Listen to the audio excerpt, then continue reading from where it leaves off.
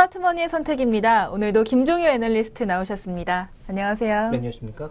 네, 먼저 ISM 지수 좀 이번 주에 발표가 됐는데 ISM 제조업 지수가 전월 대비 조금 회복했다고요? 네, 날씨 충격으로 인해서 1월 달 동안 좋아지지 않았던 지표들이 조금씩 개선 요인을 보여주고 있습니다. 다만 시장의 예상치를 채우지 못했지만 이것이 어떤 시사점을 갖고 있고 한국의 업종에는 어떤 영향을 미칠지 살펴보는 것이 핵심입니다. 다시 한번 말씀드리지만 중국 지표, 미국 지표 좋아지는 건 우리와 상관이 없으면 말짱 도루묵입니다. 그래서 그들의 지표 개선이 실제로 우리의 매출과 어떻게 연결이 되는지 이 부분 연결고리를 찾아내는 게 핵심인 것 같고요. 먼저 미국의 지표들이 얼마나 좋아지고 있는지, 특히 ISM 제조업 지수죠. 비제조업 지수는 또 따로 측정이 되기 때문에 제조업 측면에서의 움직임을 살펴보도록 하겠습니다. 먼저 준비된 그림을 보시면 50선을 기준으로 해서 위쪽에 확장 구간, 아래쪽이 둔화 구간이라는 건 다 알고 계실 거고요. 지난 2009년도에 크게 악화되었던 ISM 지수는 2009년 중반대를 기점으로 해서 이제 분명히 이 확장 구간으로 가고 있습니다. 그런데 2010년과 13년까지 전반적으로 또 눌리면서 둔화되는 모습을 보였다가 최근에 다시 개선세를 나타내고 있는데요. 이 지표의 전반적인 특징을 보시면 항상 2, 3분기에 급하게 올랐다가 연초에는 다시 좀 내려가는 모습들을 반복적으로 보여주고 있습니다. 자, 이런 반복의 모습은 4분기에 모든 것을 소비하는 미국의 소비 특성 때문인데요. 결국은 4분기에 이 물량들을 만들어내기 위해서 2, 3분기에는 굉장히 열심히 일을 했다가 4분기에 판매가 되고 나서 실제로 이때 모든 소비가 집중되기 때문에 1분기에는 소비가 좀 줄어들고 전반적인 생산 지표도 둔화되는 모습들을 많이 보여주고 있는데요. 이번에는 날씨 탓까지 겹치면서 1월 달에 전반적인 지표가 별로 좋지 않았죠. 그런데 이번에 3월 달에 발표된 지표들의 세부 상황들을 보시면 조금 더 긍정적인 신호들이 많이 발견이 되고 있습니다.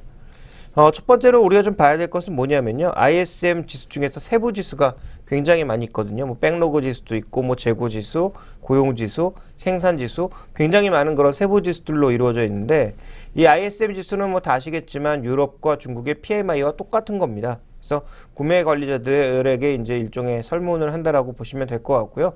이 지표 중에서 최근에 개선되고 있는 것은 생산 지수와 잔고 지수가 개선되고 있다라는 거죠. 자, 생산 지수가 올라가고 있다라는 건 쉬었던 공장이 다시 돌아간다는 의미가 될 것 같고요. 수장고가 올라간다는 건 뭡니까? 미래 일감이 점점 쌓이고 있다는 의미가 되겠죠. 그래서 미래 일감 측면에서 그리고 현재 가동률 측면에서 분명히 개선되는 요인들이 비교적 강하게 나타나고 있기 때문에 이것을 좀 긍정적으로 해석하고 있다 이렇게 봐야 될 것 같고요. 자, 그 다음에 우리가 또 하나 살펴봐야 될 건 뭐냐면 신규 주문과 재고 스프레드라는 게 있습니다.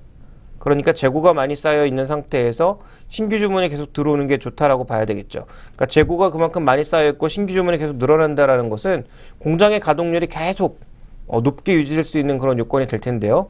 근데 만약에 이제 이게 안 좋아지는 모습을 보일 경우에 신규 주문은 줄어들고 재고가 늘어난 경우가 되겠죠.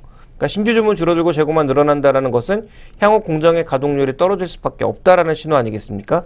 근데 최근에 보시면 전반적인 지표 상황에서 신규 주문과 재고 스프레드가 개선이 되면서 신규 주문 자체가 증가하는 모습을 나타내고 있고 재고 자체도 같이 올라가는 모습을 나타내고 있어서 미국의 주요 제조업들이 다시 제자리를 찾고 있다. 좀 이렇게 좀 볼 수 있는 것이 아닌가 이렇게 판단이 되고 있고요. 그런 관점에서 본다면 분명히 미국 제조업의 전반적인 시각은 개선되고 있는 것이 맞다 이렇게 좀 봐야 될 것 같습니다. 자, 그다음 말씀드릴 수 있는 것은 이런 재고 출하와 관련돼서 시계를 그릴 수가 있는데요. 자, 우리나라 이제 제조업도 마찬가지지만 이 시계는 어떤 식으로 구성되어 있냐면 전반적인 경기의 흐름에 있어서 출하와 재고가 어떻게 움직이느냐를 가지고 둔화로 가는지, 후퇴하고 있는지, 회복하고 있는지, 확장하고 있는지를 알 수 있는 그런 지표라고 보시면 될 것 같습니다. 각각이 어떻게 들어오고 있느냐, 이게 이제 재고 증가율이고요. 이쪽은 이제 출하 증가율로 구성되어 있습니다. 그러니까 기본적으로 출하라는 것은 지금 우리가 생산해서 밖으로 내보내고 있는 것을 출하라고 하고요. 말 그대로 재고는 쌓아두고 있는 것, 나가지 않고 쌓아두고 있는 것을 재고라고 하죠. 그래서 이것이 기본적으로 어떤 방향으로 움직였을 때, 그러니까 이 방향으로 이렇게 움직였을 때가 경기 순환의 한 사이클이라고 볼 수가 있는 거죠. 그러면 지난 2009년도에 저점을 찍고 이때부터 후퇴했던 전반적인 출하 증가율이 개선되기 시작하면서 정상, 회복 국면으로 들어왔고 이제는 확장 국면으로 가고 있는 거죠. 근데 지금 이 위치가 어디까지 와 있냐면 이 부근을 맴돌고 있습니다. 그러니까 둔화로 넘어가기 이전 시점이거든요. 그래서 만약에 전반적으로 지금 재고 증가율만 증가하고 출하 증가율은 다시 감소하는 그런 모습으로 가게 될 경우 미국의 제조업이 탄력을 잃을 가능성은 남아있다라는 점이 부담 요인이긴 합니다. 왜냐하면 지금 미국도 뭐 인구가 젊어지고 있는 것도 아니고 또 인구가 폭발적으로 증가하고 있는 것도 아니고 장기 실업자도 여전하고요. 그러다 보니까 추가적인 총수요의 증가는 제한적이거든요. 그리고 뉴스를 보신 분들은 다 아시겠지만 미국 기업들이 여전히 1,000조가 넘는 돈을 해외에 쌓아두고 있습니다. 그러니까 그 돈만 미국에 가져와서 미국에 투자하면 미국의 그 전반적인 경기 상황이 단번에 풀릴 수 있거든요. 정부가 FRB가 아무리 돈을 풀어봐야 그 풀리는 돈 자체가 제한적이기 때문에 기업들이 미국에 갖고 와서 투자하는 게 제일 좋은데 돈을 다 갖고 들어오기만 하면 그중에 세금으로 얼마 빠져나가고 또 미국의 여러 가지 법제상 주주들이 그 기업이 확보한 현금을 가만 냅두지 않을 것이기 때문에 당장 내놓으라고 할 것이기 때문에 기업들은 해외 법인에 쌓아둔 현금을 좀처럼 본토로 가져오지 않고 있습니다. 그러니까 이런 부분들이 또 부담이 되면서 미국의 총수요에 제한이 나타나고 있는 상황이죠. 그러니까 돈이 남아도는 기업이 돈을 푸는 게 제일 좋은데 여전히 그 가난한 미국 정부와 FRB의 추가적인 자산 매입으로만 버텨가고 있는 것이 미국의 현실이다라고 보여집니다. 그래서 계속 정부가 압박을 하고 있죠. 미국 기업들이 돈을 풀어라, 투자를 해라, 법인세를 낮춰주겠다. 그러니까 돈을 가져오면 공장을 또 갖고 들어오면 거기에 혜택을 주겠다라고 얘기를 하고 있지만 실제로 여러 가지 효율이 떨어지는 산업들은 미국 내로 돌아오지 않고 있다라는 겁니다. 그래서 지표상으로 보면 분명히 개선 요인이 있고 날씨의 추가적인 하락 압력은 벗어난 것으로 보여지나 현재 구조적인 개선세가 앞으로 계속 이어질지 여부는 조금 불분명한 측면도 있다. 그리고 조금 전에 보여드렸던 그 재고 출하 시계상 현재 확장 국면에서 둔화 국면으로 넘어갈 가능성도 배제할 수가 없다라고 봐야 될 것 같습니다. 네, 회복을 하고 있는 건 사실인데 조금 앞으로도 불안한 점 없지 않아 있는 것 같습니다. 하지만 지금 또 부활에 조금 초점을 맞춰서요. 좀 어떤 업종이 미국 제조업의 부활을 이끌고 있는지 하나하나 살펴볼 텐데요. 우선 뭐 여러 가지 업종이 있지만 좀 대표적인 업종 어떤 것들이 있습니까? 일단 미국 제조업에 있어서 가장 고용 효과도 크고 살리고 있는 것은 운수장비 쪽입니다. 그래서 자동차와 항공기를 만들고 있는 종목군들 흐름이라고 봐야 될 것 같은데요. 먼저 준비된 그림을 보시면 포드 자동차가 지난 2013년도 후반기부터 계속 밀리기 시작하더니 주가가 2월 달에 저점을 찍는 모습이었습니다. 그리고 횡보했다가요. 최근 들어서 갑자기 반등하고 있거든요. 그러면 그동안 제조업의 전체적인 흐름을 이끌었던 자동차가 지난 겨울에 굉장히 안 좋아지는 모습을 보였죠. 실제로 생산도 많이 못했고 상대적으로 탄력이 둔화되는 모습을 보였다가 최근 들어서는 S&P 500 지수나 나스닥 지수가 강세를 보일 수 있는 이유 중에 하나가 최근에 이제 많이 올랐던 종목군들은 꺾이고 있는 구간이지만 이런 국영제 종목군들, 먼저 조정을 받았던 국영제 종목군들이 고개를 들면서 이들은 버텨내고 있다라고도 볼 수 있는 상황이거든요. 그래서 자동차 산업들이 회복되고 있다, 다시 가동률을 높여가고 있다라는 것이 한 가지 특징이 되겠고요. 그 다음에 이제 보잉과 같은 대형 그 비행기를 만드는 업체들의 전반적인 주가 동향도 충격을 크게 받은 이후에 최근에 둔화되는 모습을 보이다가 다시 조금씩 살아나고 있습니다. 네, 여러 번 언급드렸지만 미국의 다우지수 같은 것들은 절대 주가가 높은 종목군들이 잘 움직여야 좋거든요. 근데 지금 다우지수 내에서 $100가 넘어가는 기업이 그렇게 많지가 않습니다. 그래서 이 보잉과 같은 비교적 높은 주가 형성되어 있는 종목군들의 움직임이 견조하면 다우지수도 밀리지 않는데요. 최근 들어서 반등을 하고 있죠. 근데 보잉의 장기적인 흐름을 보시면 쭉 상승하는 모습을 보였다가 최근 좀 정체되는 그런 모습인데 이 보잉의 전반적인 주가 상승을 이끌고 있는 건 미국이 아닙니다. 미국의 다른 이머징 국가들이 최근에 항공 수요가 늘면서 항공 주문이 늘어나고 있는 거죠. 그러니까 보잉 같은 기업들이 좋고요. 또 지휘 같은 굉장히 사업 분야가 넓지만 항공기 부품을 만들어내고 있는 이런 기업들의 항공기 부문 이익이 굉장히 좋아지고 있습니다. 그래서 앞으로도 항공기 엔진이나 이런 쪽은 뭐 좋아질 가능성이 있지 않나. 왜냐하면 중국에서 여전히 비행기가 더 필요하다라고 하고 있거든요. 그런 관점에서 지금 제조업 측면에서는 운수장비 업종의 항공업종과 또 조금 전에 살펴보셨던 자동차 업종이 빠르게 살아나는 모습을 나타내고 있고요. 그 다음 살펴봐야 될 것은 미국의 셰일가스를 중심으로 하는 석유화학 사업들이 다시 살아나고 있다는 겁니다. 그래서 다우케미칼 같은 경우가 이게 워낙 안 좋아서 이 업황이 안 좋아서 다우지수 구성 종목에서 빠졌거든요. 그러니까 원래 다우에 30종목만 들어가게 돼 있는데 그 30종목에서 빠질 만큼 업황이 안 좋았습니다. 근데 최근 들어서 셰일가스를 기반으로 타이트홀 이런 것들의 에탄 크래커 생산이 다시 재개되니까 다우케미칼의 주가가 장기적으로 계속 올라가고 있는 거죠. 최근에 지수 흐름을 그대로 반영하면서 계속 상승하고 있는 모습들이 발견이 되고 있습니다. 그래서 이런 화학업종의 전반적인 흐름이 또 제조업의 한 축을 담당하고 있다고 봐야 될 것 같고요. 그 다음 살펴볼 수 있는 것은 코노코필립스와 같은 자원개발 기업들, 이런 기업들이 최근에도 주가가 회복되고 있습니다. 그러니까 최근에 미국 시장의 상승은 기존에 이제 굉장히 강했던 뭐 페이스북이라든지 구글이라든지 이런 종목군들의 흐름은 나쁘지 않지만 근데 조정을 많이 받으면서 변동성이 확대되고 있는 국면이지만 국영제 종목군들, 자동차, 항공 이런 뭐 화학, 에너지 기업들의 전반적인 움직임들이 개선이 되면서 좋아지고 있다라고 좀 봐야 될 것 같고요. 그래서 이들 업종이 뒤를 바치고 있는 모습이기 때문에 이렇게 미국 내에서 정말 제조업들이 회복되고 있는 업종에 한국 수혜가 어떻게 돌아오고 있는지 이 부분이 우리가 좀 관측해 봐야 되는 중요한 이슈라고 판단을 하고 있습니다. 네, 제조업 부활, 자동차, 항공을 비롯해서 몇몇 업체들이 좀 주로 이끌고 있는데 그렇다면 우리나라와는 어떤 관련이 있을지 좀 자세히 한번 설명 좀 부탁드립니다. 네, 우리나라와 당연히 이제 수출 쪽에서 관련이 있을 수밖에 없겠죠. 그런데 아까 말씀드렸던 업종 중에서 자동차는 실제로 경쟁하고 있는 상대라고 보여지고요. 항공업종 같은 경우에는 우리나라가 지금 대형 항공기를 만들 수 있는 기술이 없습니다.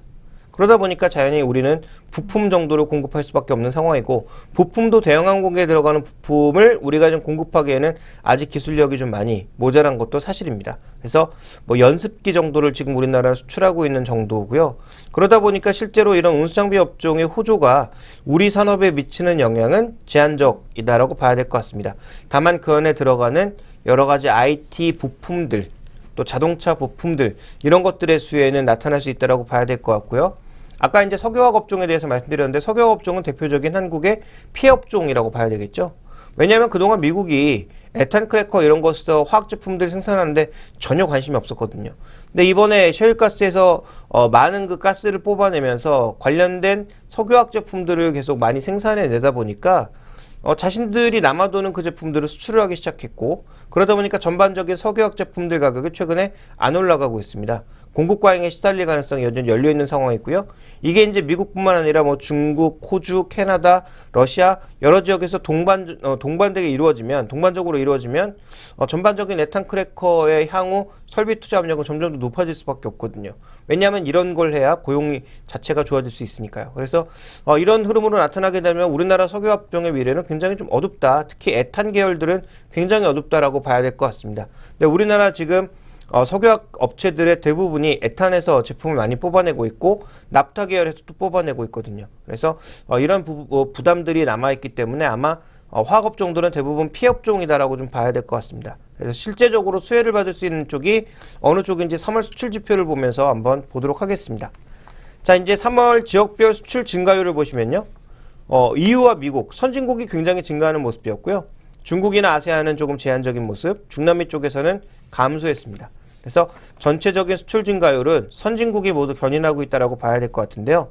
이 선진국들이 견인하고 있는 가운데 어떤 제품들이 가장 좋은가 봤더니 선박, 자동차, 반도체, 무선통신기기 이런 것들이 많이 팔리고 있거든요. 결국은 갤럭시 S 시리즈가 많이 팔리고 있다는 얘기고요. 또 선박들 최근에 뭐 여전히 저가 수주로 인해서 부담이 되고 있는 것은 사실입니다만 선박류 같은 것들도 작년 대비해 봤을 때 판매량이 늘고 있는 것이 사실이고 자동차나 자동차 부품, 반도체와 같은 IT 부품들의 전반적인 판매가 늘고 있습니다. 반대로 컴퓨터, 액정 디바이스 이런 것들은 줄어들고 있는 상황이죠. 다만 액정 디바이스는 최근 뭐 공급량 조절에 따라서 가격 조정이 나타날 것이다 뭐 이런 얘기 나오고 있는데요. 이 부분 아직 좀 더 확인을 해봐야 될 것 같고 어쨌든 늘어나는 쪽은 IT와 자동차 관련된 부품 쪽이라는 거죠. 그래서 이런 부분들의 흐름을 본다면 우리가 미국 시장의 회복에 여전히 관심을 가져야 되는 종목군들은 내구 소비재다라고 봐야 될 것 같습니다. 가전, 자동차, 그 안에 들어가는 부품들. 다만 여러 번 이 시간을 통해서 계속 언급드리고 있습니다만 현대차에 들어가는 부품들이 그럼 다 좋은 거냐? 그렇진 않다라는 거죠. 국제적인 경쟁력 정도를 가지고 있어서 현대차가 꼭 어디 공장을 세우든지 데리고 다니는 그런 부품사들 아니면 현대기아차에 납품을 하지 않더라도 다른 쪽에 납품이 가능한 대형 부품사들 뭐 이런 회사들이 좀 주목되고 있다고 봐야 될 것 같고요. 반도체, 한국이 전 세계 시장의 70%를 점유하고 있습니다. 물론 메모리에 한해서만 그렇죠. 최근 들어서 삼성이 생산해내고 있는 엑시노스라고 하는 어플리케이션 프로세서도 점점 퀄컴에 밀리고 있습니다. 그래서 비메모리 쪽에서는 생각보다 개선 속도가 굉장히 좀 제한적인 모습이지만 적어도 메모리 쪽에서는 한국의 입김이 강할 수밖에 없는 그런 상황인 거고요. 반도체 가격 그때도 언급드렸지만 떨어지고 있습니다. 그래서 가격과 관련된 모멘텀은 줄어들고 있으나 사용하고 있는 그 범위가 점점 넓어지고 있다. 그래서 앞으로 뭐 스마트카, 그다음에 스마트 리테일, 그래서 저번에도 한번 언급드린 적이 있습니다. 뭐 옴니 채널이라고 하는 것들, 이런 것들이 모두 ICT 기술의 진보에서 나오는 것이기 때문에 그런 ICT 진보에 당연히 들어갈 수밖에 없는 반도체 같은 것들은 앞으로 수요가 늘어날 거라는 거고요. 특히 이 선진국들이 한국이나 다른 이머징 국가보다 가장 앞서 있는 것은 이런 IT 서비스 쪽이거든요. 그럼 그 안에서 ICT를 더 발전시킬 수밖에 없다라는 거죠. 그래서 필요한 그런 핵심 산업들은 이 두 가지밖에 없다라고 봐야 될 것 같고, 그래서 최근에 외국인들이 한국 시장을 매수하고 있는데 실제로 여러 종목군들을 사고 있지만 그 중에 핵심은 삼성전자를 비롯한 IT 종목, 그다음에 또 자동차 종목들, 자동차 부품주들을 사고 있다는 것을 주목해 보실 필요가 있는 거죠. 그렇다면 미국의 지표 회복에 따라서 실제로 좋아지고 있는 건 생각보다 많지 않다. 오히려 피해를 받고 있는 업종도 있고 실제로 수혜를 받고 있는 이 업종들 종목으로 종목군들을 압축해 나갈 필요가 있겠다. 이렇게 좀 요약해 볼 수 있습니다. 네, 미국의 ISM 지수가 좋아졌다라고 해서 무조건 좋은 게 아니라요. 뭐 업종별로 또 우리나라에 관련되는 영향별로 좀 따져볼 필요가 있었던 것 같습니다. 지금까지 이렇게 ISM 지수 관련해서 우리에게 끼칠 영향까지 살펴봤고요. 잠시 후에 다음 이슈 살펴보시죠.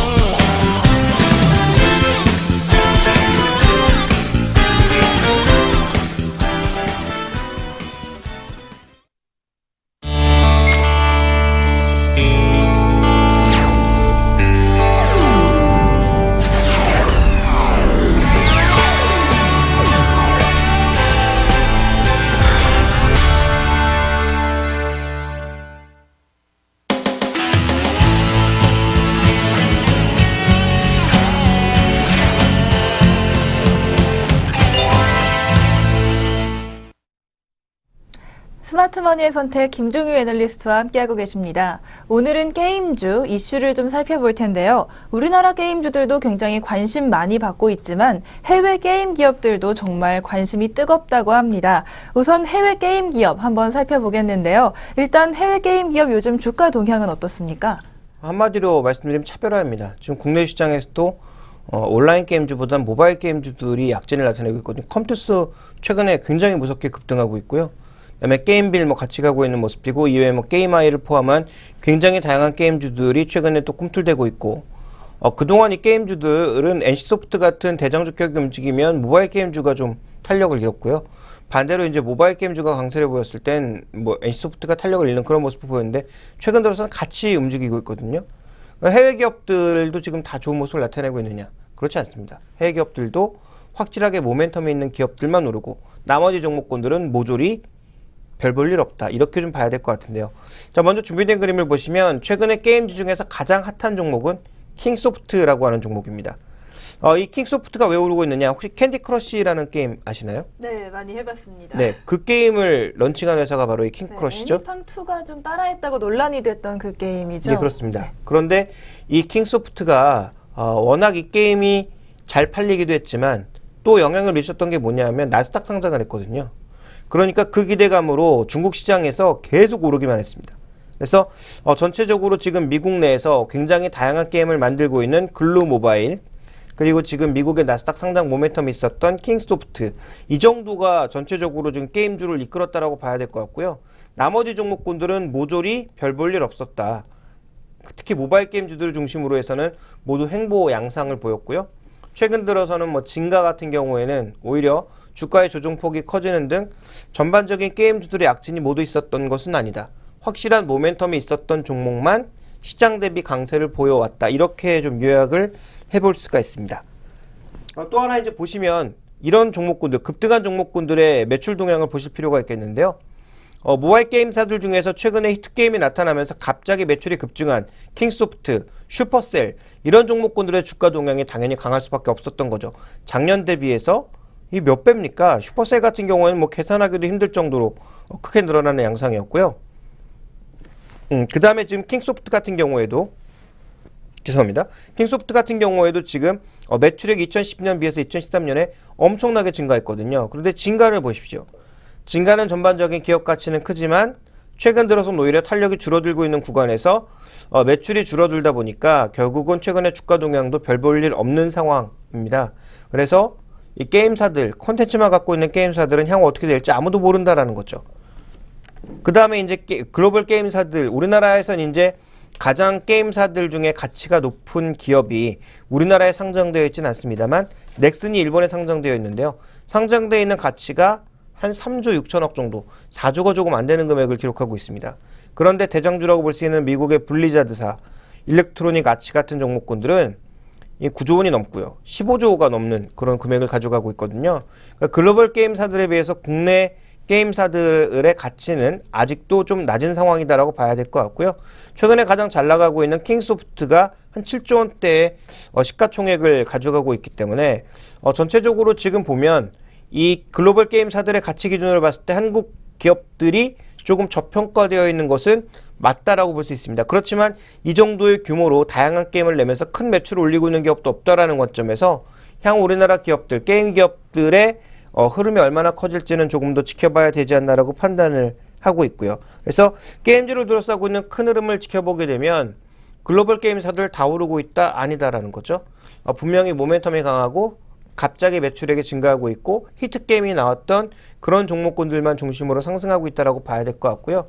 글로벌 게임사에 비해서 아직 한국 게임 산업의 흐름은 좀 미약하다라고 봐야 되겠죠. 그래서 우리나라가 이제 만약에 콘텐츠를 키우고 정말 이런 쪽에서의 산업에서 뭔가 창조 경제를 정말 낳고자 한다면 앞으로도 좀 많은 그런 지원과 대책이 필요한데요. 우리나라 내에서도 지금 어떻게든 게임 못하게 하려고 여러 가지 법안을 만들고 있는 걸 보면 좀 답답한 측면도 있습니다. 어쨌든 글로벌 게임사들의 전반적인 흐름은 최근에 나타나는 특징은 차별화다. 이렇게 봐야 될 것 같습니다. 네, 안을 자세히 살펴봤더니 글로벌 게임사들도 우리 게임사들처럼 좀 차별화된 모습 살펴보셨고요. 그렇다면 좀 전반적으로 살펴보겠습니다. 게임주를 둘러싼 글로벌 기술주 펀드 동향, 우선 펀드 동향은 어떤가요?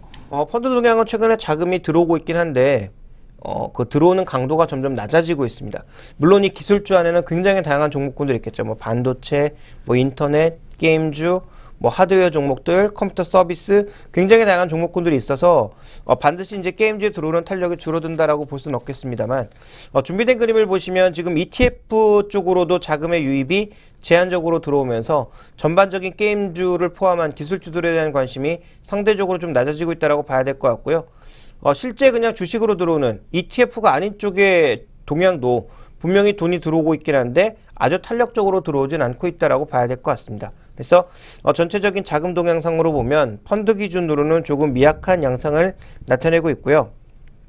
그 다음에 보시면 다우존스 내에서 다우존스 지수 내에서가 아니라 다우존스에서 측정하고 있는 인터넷 주요 종목군들 뭐 페이스북, 구글, 야후 이런 종목군들의 전체적인 최근의 흐름을 보시면 주가가 급하게 좀 꺾여 내려가고 있는 국면입니다. 최근에 기술주들 흐름이 별로 미국에서 좋지 않다라는 거죠. 왜냐하면 이들 종목군들의 전반적인 밸류에이션이 모두 다 비싸다라는 평가도 최근 들어서는 나오기 시작했거든요. 그래서 페이스북의 변동성이 커지면서 국내에서도 네이버의 변동성 커지고 있지 않습니까? 그런 비슷한 동향들이 최근 들어서 맞물려서 나타나고 있다는 점을 고려해 봤을 때 해외 쪽에서 보면 게임 업종을 그렇게 좀 긍정적으로 볼 수 있는 상황들은 나타나지 않고 있다. 저는 이렇게 판단하고 있고요. 오히려 국내 게임주들에 대해서 최근에 굉장히 핫하게 움직이고 있지만 이 핫하게 움직이고 있는 것이 과연 영속적인 것인지에 대한 면밀한 검증이 필요하다라고 저는 보고 있습니다. 네, 게임주 국내외를 막론하고 좀 관심을 받는 것에 비해서는 좋지 않은 예상들 많이 나왔는데요. 그렇다면 이 게임주 요즘 관심 굉장히들 많으신데 투자 전략을 어떻게 세워야 할지 좀 궁금합니다. 요즘 좀 많이 이슈되고 있는 뭐 게임빌 컴투스도 있고요. 뭐 다양한 종목들이 있는데 어떤 투자 전략 세우면 좋을까요? 일단 대표적으로 게임빌과 컴투스에 대해서 말씀드리겠습니다. 이 두 종목이 최근에 오르고 있는 이유는 낚시 게임 뭐 약진하고 있다라는 얘기 나왔고요. 그게 뭐 전 세계 구글 뭐 플레이스토어에 60위권 내에 뭐 진입했다 뭐 이런 얘기 나오고 있고, 그다음에 또 한 가지는 게임빌은 게임 개발에 강하고 컴투스는 퍼블리싱에 강하다. 그러니까 게임빌 이렇게 둘이 합병을 했는데요. 게임빌이 게임 개발해서 컴투스가 유통을 시키는 거죠. 그러면 둘 다 양쪽에 강점이 있는 것들이 합쳐지면서 시너지가 날 거다. 이 얘기는 둘이 합병할 때도 나왔거든요. 그러니까 지금 오르고 있는 이유가 뭐 새로운 거 정도는 낚시 게임 하나 히트한 거밖에 없습니다. 그런데 이 낚시 게임이 과연 뭐 캔디 크러쉬처럼 그렇게 전 세계적으로 뭐 약진을 하고 있느냐? 그 정도는 저는 아니라고 판단하고 있고요. 또 하나 게임사들에 있어서 핵심 뭐냐면 그 과거 이제 이들 종목군들이 PER 40배까지 줬거든요. 뭐 PBR 기준으로도 굉장히 높은 밸류에이션을 줬는데 그 이유가 뭡니까? 매출액이 100억인데 그 중에 40억 이익이 납니다. 그러니까 굉장히 높은 이익률을 가져갔기 때문에 이 기업들의 외형도 성장되고 그 다음에 수익성이 좋으니까 높은 밸류에이션을 줬던 거거든요. 그런데 최근에 이 게임들의 확장이 어떻게 나타나고 있냐면 플랫폼을 끼고 가지 않으면 확장을 할 수가 없다라는 거죠. 대표적으로 페이스북, 그 다음에 텐센트의 위챗, 그 다음에 라인 이런 것들을 끼고 가지 않으면 쉽지 않다라는 겁니다. 그럼 이런 것들을 끼어가는 과정에서 뭘 내야 됩니까? 수수료를 내야 되거든요. 그러니까 이 수수료를 지급하기 시작하면서 게임 개발비로도 돈이 들어가고 여러 가지 부대 비용들이 많이 들어가고 있는데 상대적으로 이제 SNS에 실게 되니까 어떻게 보면 프로모션비가 조금 줄어들 수는 있겠습니다만 거기에 내는 수수료를 최근 들어서는 이 SNS를 포함한 플랫폼들이 점점 올려받고 있다는 거죠. 또 강한 게임일수록 더 올려받고 있고 그러다 보니까 수익성이 떨어진다는 겁니다. 그러면 여러 번 뭐 그런 비슷한 그림들을 보여드린 적이 있는데 우리가 이제 흔히 이런 성장주들에게 평가를 하는 기준에 있어서 ROE, PBR로 평가를 많이 하고 있습니다. ROE가 높으면 높을수록 PBR을 높게 준다라는 거죠. 근데 이 종목이 지금 ROE가 떨어지고 있습니다. 그럼 과거만큼 높은 PBR을 줄 수 있느냐? 전 없다라고 보고 있습니다. 그리고 또 한 가지, 지금 낚시 게임 히트하고 있다? 이거 한 달 넘어갈지 아무도 모르는 겁니다. 그래서 최근에 뭐 히트한 게임만 나오면 계속 표절 얘기가 나올 만큼 비슷한 게임들이 우후죽순으로 쏟아 나오고 있습니다. 물론 게임사들이 날이 가면 갈수록 대형사 위주로 재편되고 있다는 관점에서 국내 시장에서 선점에 들어간 종목군들 또 중국과 협력 관계를 넓혀가고 있는 종목군들이 상대적으로 나은 것은 사실이다라고 보여집니다만 그럼에도 불구하고 게임주들이 과거 같은 높은 밸류에이션을 가져가기 위해서는 넘어야 될 난관이 너무 많다라는 거죠. 경쟁사 많죠. 그리고 비슷한 게임 최근에 이제 뭐 게임 하나 개발해서 잘해봐야 한 달을 그 유행 기간 넘어가기 힘들다라는 것. 그래서 최근에 게임은 SNS에 나타나는 이런 모바일 게임들은 과거처럼 충성도를 가지고 오래 하는 게임이 아니라 말 그대로 지나가는 흘러가는 게임이 되는 거죠. 그래서 다 함께 차차차 몇 대 갔습니까? 지금 나타나는 뭐 캔디 크러쉬가 뭐 얼마나 더 갈지 모르겠습니다만 이 부분도 우리가 좀 고민을 해봐야 될 부분이고요. 반대로 지금 갖고 있는 컴투스 여러 가지 게임들, 게임빌에서 개발하고 있는 게임들도 마찬가지라는 거죠. 내놓는 게임마다 히트할 수 있느냐? 그것도 불분명합니다. 그렇게 본다면 이들 종목의 단기적인 현재 상승세가 뭐 쉽게 꺾이진 않는다고 하더라도 장기적인 관점에서의 매력도는 저는 그렇게 높지 않다라고 보고 있고 결국은 전처럼 뭐 PR 기준으로 40배 뭐 이렇게까지 오르는 것은 제가 보기엔 굉장히 힘들다라는 판단을 하고 있습니다. 그러니까 단기 투자자라면 뭐 지금 빠져나올 필요는 없겠습니다만 저는 조금 주의해서 매매하실 필요가 있다고 보고 있고요. 장기 투자자라면 뛰어내려야 되는 구간이죠. 그래서 장기 투자자들은 뭐 이런 종목들을 계속 가져가실 필요가 없다라고 보고 있고요. 게임주 중에선 그나마 장기 투자가 가능할 수 있는 종목은 텐센트를 통해서 추가적으로 중국 쪽에 확산에 나타날 것으로 예상되는 뭐 CJENM이라든지 라인이라고 하는 관계회사의 플랫폼을 확보하고 있는 NHN 엔터테인먼트가 상대적으로 그나마 낫지 않을까 이렇게 보고 있습니다. 네, 게임주들 굉장히 관심 많으셨는데 좀 너무 가볍다 보니까 금방 오를 거를 좀 기대를 하셨지만 이제는 조금 그런 걸 자제하시고 장기적으로 보신다면 튼튼한 NHN 엔터테인먼트 정도 추천을 해주셨습니다. 지금까지 게임 업종 살펴봤고요. 저희 잠시 후에 선물 전략 알아보도록 하겠습니다.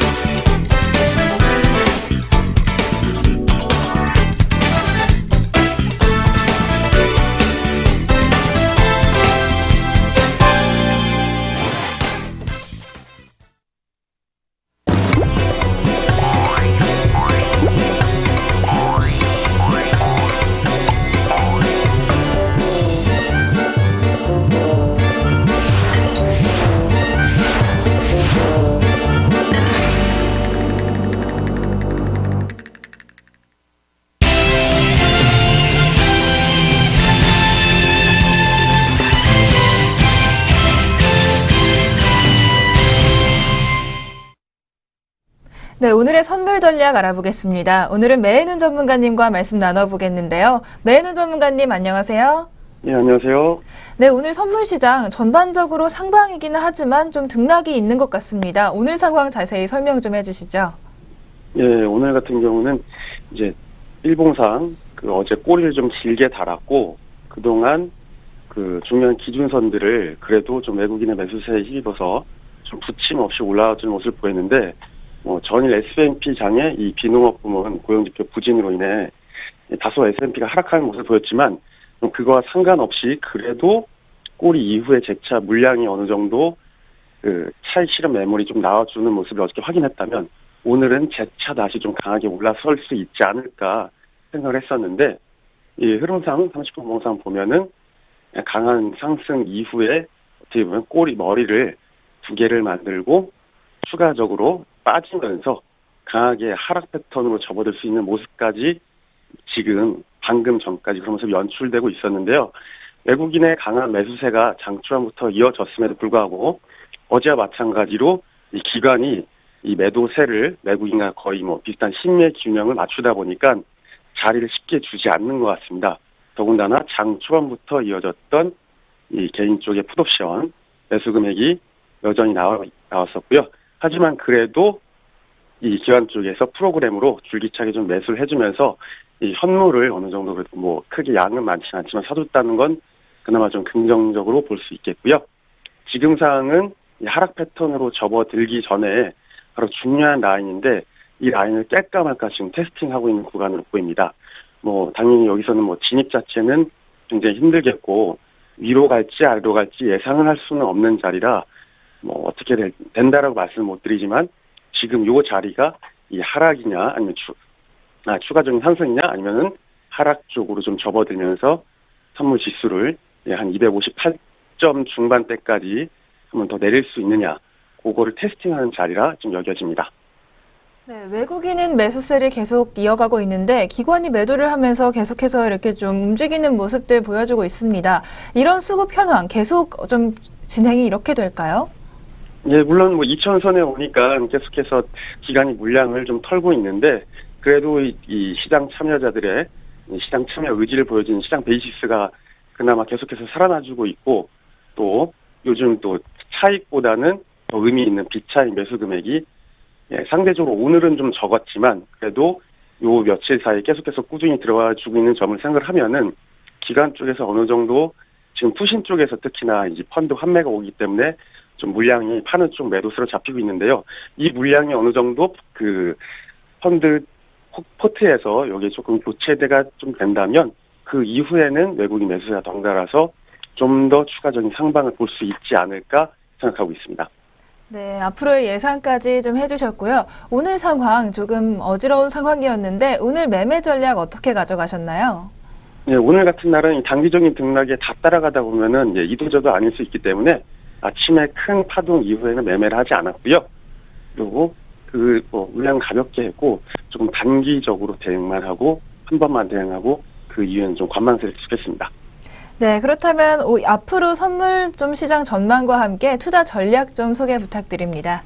네, 아무래도 이제 지수가 박스 상단권에 와 있고 지금 코스피 차트도 보시면 박스를 이제 돌파하려고 그러는데 박스가 돌파될 때 외국인과 기관 쪽에서 동반 물량을 사준다면 그 많은 증권사들이 추천을 했던 2,200을 간다 이렇게 한 그런 추천이 정확하게 맞아 떨어질지 모르지만 그런 모습이 좀 연출이 될 때는 아무래도 중소형주보다는 대형주로 좀 대응을 하는 게 좀 더 맞는 전략이 될 수 있겠고요.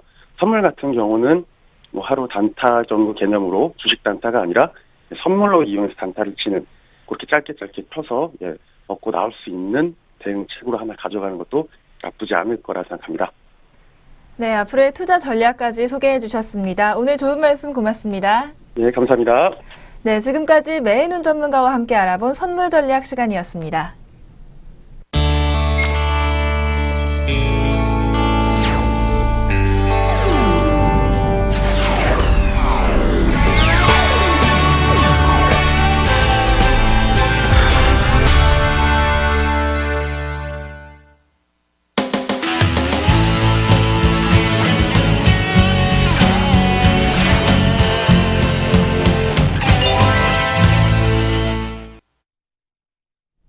다시 스마트머니의 선택입니다. 이번 시간은 오늘의 특징주 살펴보는 시간인데요. 먼저 오늘의 첫 번째 특징주, 코오른그룹 관련해서 말씀을 드리겠습니다. 코오른그룹이 얼마 전에 1조 원대 소송에서 승소를 했습니다. 과연 이런 소송 부담이 여태까지 있었는데 이 소송 부담 벗고 추가 상승 가능하다고 보십니까? 일단 오늘은 코오롱자 붙은 종목군을 다 올라가고 있는데요. 실제로 이제 소송 관련된 이익이나 손실을 안고 있는 것은 코오롱 인더와 코오롱 두 종목이라고 봐야 되겠죠. 그래서 두 종목을 제외한다면 실질적으로 오를 만한 여건 별로 없다라고 보고 있습니다. 그래서 나머지 종목군들에 대한 뭐 투자 의견은 별로 그렇게 말씀드리고 싶지 않고요. 다만 코오롱 인도 같은 경우에는 주가가 2011년도에 12만 원대까지 올라갔다가 이 충격으로 주가 반토막 났습니다. 그러니까 듀폰이라고 하는 글로벌 회사가 싸워서 코오롱이 만든 아라미드와 그다음에 기존의 듀폰이 만들었던 케볼라가 같은 거, 그러니까 우리 특허를 침해했다 그래서 팔지도 말고 생산도 중단해야 된다라는 판결을 미국의 1심 판결에서 받았기 때문에 1조 원대 배상이 필요했던 거죠. 근데 배상보다 더 중요한 건 자기 잡은 거 다 빼먹을 정도의 그 배상금과 앞으로 생산도 못한다라는 그 부담 때문에 주가 급락했던 거였는데, 이번에 2차 소송에서는 어떻게 보면 부분 승소라고 봐야 되겠죠. 그래서 1차 그 법원으로 다시 파기환송심이 됐습니다. 그래서 거기서 다시 이제 평가를 해야 되는데, 중요한 건 판사까지 바꿔버렸다라는 거죠. 그러니까 판사들이 코오롱에게 일방적으로 불리하게 판단했다라는 판단하에 판사까지 전부 다 바꾸고 소송 새로 이제 파기환송을 했는데, 그러면 여기서 이제 판결을 내릴 때 지난번처럼 설사 미국이 이긴다고, 듀폰이 이긴다고 하더라도 일방적으로 가진 않지 않겠느냐라는 그런 시각이 나오고 있는 거고요. 그래도 우리가 좀 주의가 필요한 것은 그 1차 소송을 했던 법원이 듀퐁이 있는 지역의 법원이라는 점, 그리고 상대적으로 배심원들이 듀퐁과 관련되어 있는 사람이 아무래도 있을 수 있다라는 점, 이런 부분들에 대한 부담감이 남아있기 때문에 모든 변동성이 다 사라졌다라고 볼 수는 없지만, 그래도 과거만큼 뭐 1조 원대의 그런 손실을 입지는 않을 거다라는 그런 개념하에서 주가가 움직이고 있는 것 같습니다. 그리고 아라미드의 추가 생산도 가능해졌다라면 우리나라 이제 섬유업계들도 아라미드를 비롯한 굉장히 조금 발전된 그런 소재 쪽의 개발이 필요한 상황이었거든요. 그러니까 이런 쪽의 비중을 늘려갈 수 있다라는 관점에서 좀 긍정적인 흐름이 아닐까라고 보고 있고요. 코오롱 인도에 좀 집중하는 전략이 필요하지 않을까 이렇게 판단하고 있고, 다만 2011년도 고점이었던 뭐 12만 원대까지 뭐 금방 갈 거다 이렇게 생각하는 것은 조금 무리일 것 같습니다. 네, 코오롱 인더 긍정적인 건 확실하지만 조금은 조심스럽게 지켜보시면 좋을 것 같습니다. 다음 살펴볼 종목은 바로 LG 이노텍입니다. 최근 꾸준히 주가 계속해서 상승을 하고 있는데요. 여러 가지 모멘텀이 있었습니다. 그런데 앞으로도 과연 좋을지 좀 궁금한데요. 앞으로 추가 상승의 가능성 좀 아직도 있다고 보시나요? 네, 뭐 추세가 쉽게 꺾이진 않을 것으로 보여지고 있습니다. 결론부터 말씀드리면 외국인 팔기 전까지는 들고 있어라 라는 말씀을 드리고 싶고요. 지금 모멘텀은 크게 보면 두 가지죠. 아이폰을 포함한 지금 LG전자 계열의 스마트폰 부품의 추가적인 확대 가능성, 그다음에 또 한 가지는 지금 LED 쪽의 실적이 개선되면서 상대적으로 좋아질 가능성을 같이 보고 있는 건데요. 1분기의 실적 발표 구간에서 과연 시장이 기대한 만큼의 실적 회복 속도, 실적 회복 조짐이 보이느냐가 핵심인 것 같습니다. 그래서 이 부분이 나타난다면 아무래도 뭐 추가적인 상승 내지는 뭐 기간 조정 정도를 통해서 하락 압력을 상쇄하는 강한 모습을 보이겠지만, 만약에 1분기에 막상 결과물을 내봤는데 결과물 자체가 시장에 실망을 준다면 급속도로 또 분위기 바뀔 수가 있을 것 같고요. 그 과정에서 최근에 이 종목을 사모으고 있는 외국인들의 시각이 갑자기 바뀌어버린다면 그때 또 변동성이 커질 수 있는 거죠. 그래서 1분기 실적 나오고 외국인들의 움직임 바뀌기 이전까지는 홀딩, 뭐 조정시 매수 전략 정도는 유효하지 않을까라고 보고 있습니다. 조금 전에 언급드렸던 것처럼 외국인 이탈이 가장 핵심적인 부분이 아닌가라고 보고 있고요.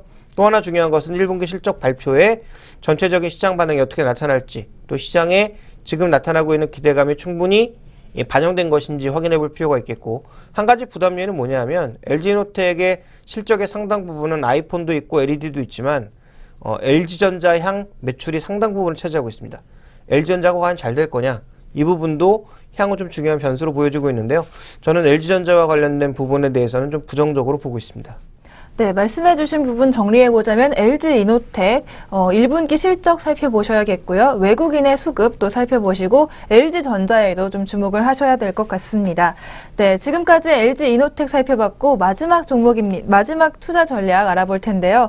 국내 바이오주 한번 알아보겠습니다. 바이오 종목이 굉장히 이슈를 많이 얻었다가 좀 미국 시장 바이오 종목군도 하락세로 전환이 되고 있다고 하는데요. 과연 국내 바이오 업종은 괜찮은지, 좀 요즘의 투자 전략은 어떻게 가져가면 좋을까요? 지금 보시면 우리나라 지금 바이오 종목군들 중에서요. 셀트리온이 이제 매각 얘기가 나오면서 최근 신고가가 났고요. 그 다음에 뭐 바이로메드라든지 그 외에 뭐 오늘 뭐 메디포스트라든지 굉장히 다양한 종목군들이 미국 시장의 바이오제 급락에도 불구하고 견조하게 버티고 있거든요. 근데 이제 실제로 이들 종목들 중에서 셀트리온 정도로 제외한다면 실제 매출 증가가 나타나고 있고 이익률도 괜찮게 나타나고 있는 종목이 거의 없다라는 거죠. 그러니까 실제로 실체는 없는 가운데 기대감만 높은 종목이 굉장히 많습니다. 그래서 뭐 바이로 메드처럼 굉장히 특수한 종목도 있죠. 매출이 올라갈 수가 없는 종목입니다. 왜냐하면 이 기업은 생산시설 아무것도 없거든요. 연구개발시설만 있습니다. 그러면 개발해서 뭐 하느냐? 자기가 약을 개발해서 해외에다 그 판권을 팝니다. 만드는 건 외주업체에다 줘버립니다. 그러니까 예를 들어서 ABC라고 하는 그런 제품을 만들었으면 ABC 제품은 종군당에서 생산을 하고 종군당에 생산한 제품을 해외에 수출하는 거죠. 거기서 나타나는 기술 이전료 이런 것들이 이 회사의 이제 이익이라고 보실 수 있습니다. 그러니까 이제 시가총액은 5천억이 넘는 회사가 매출액은 한 70억, 이익은 적자, 뭐 이렇게 되고 있는 거죠. 그러니까 이제 이 과정을, 이 구조를 어떻게 우리가 이해를 할 거냐 정도의 차이라고 볼 수가 있겠는데, 분명히 이제 신약 파이프라인이 많이 있는 회사들도 있고요. 그다음에 향후 정부의 정책의 육성이라든지 긍정적인 요인들이 많이 존재하고 있는 것은 사실이지만 바이오 종목군들 중에서는 너무 갭이 많이 벌어진 종목군들이 있다라는 측면에서 저는 뭐 긍정적인 의견을 드리기는 어려울 것 같습니다. 오히려 우리가 실적 측면에서 보자면 중국향 매출이 늘고 있는 종목군들, 대표적으로 뭐 바텍이라든지 아니면 뭐 콘택트 렌즈 관련 인터로즈라든지 이런 기업들이 뭐 실적 대비해서 고평가된 측면이 없다라고 볼 수는 없지만 그래도 실체가 존재한다라는 거죠. 양적 성장, 질적 성장이 같이 가고 있는 그나마 헬스케어 종목군들이 좀 나아 보이지. 지금 뭐 매출과 이익의 그 시가총액 격차가 너무 많이 나타나고 있는 바이오 종목군들은 좀 과열된 것이 아닌가. 특히 작년 한 말, 가을 정도까지만 하더라도 무슨 얘기가 많이 들렸냐면 창투사들이 바이오 관련 종목군들을 못 사서 안달이었습니다. 그러니까 그만큼 바이오 쪽으로 뭔가 다시 분위기가 돌지 않겠는가라는 분위기가 좀 많이 형성되는 모습이었는데요. 바이오에 대해서는 이 한마디로 좀 정리를 해보고 싶습니다. 과거 한 10년, 20년 전, 한 30년 전만 해도 게놈 지도, 인간의 유전자 구조만 전부 파악하면 모든 질병이 다 해결된다라고 봤거든요. 근데 게놈 지도를 지금 해석한 지가 제 기억으로는 10년 정도 넘은 것 같은데 지금 게놈 지도 해석으로 해서 우리가 개발한 약이 생각보다 별로 없습니다. 그리고 게놈 지도, 한 사람의 게놈 지도를 보는 게 초기에는 뭐 몇십억 뭐 이렇게 했는데 최근에 한 사람의 게놈 지도를 판단하는 돈도 100만 원대로 내려왔음에도 불구하고 관련된 약이 그렇게 많이 개발되지 않고 있습니다. 그러니까 바이오에서 얘기하는 여러 가지 사실들이 장기적으로는 이루어질지 모르겠습니다만 지금은 너무 이제 갭이 많이 벌어진 종목군들이 있다라는 거죠. 그러니까 이들 종목에 대한 과한 관심은 저는 조금 위험하다라고 판단하고 있고요.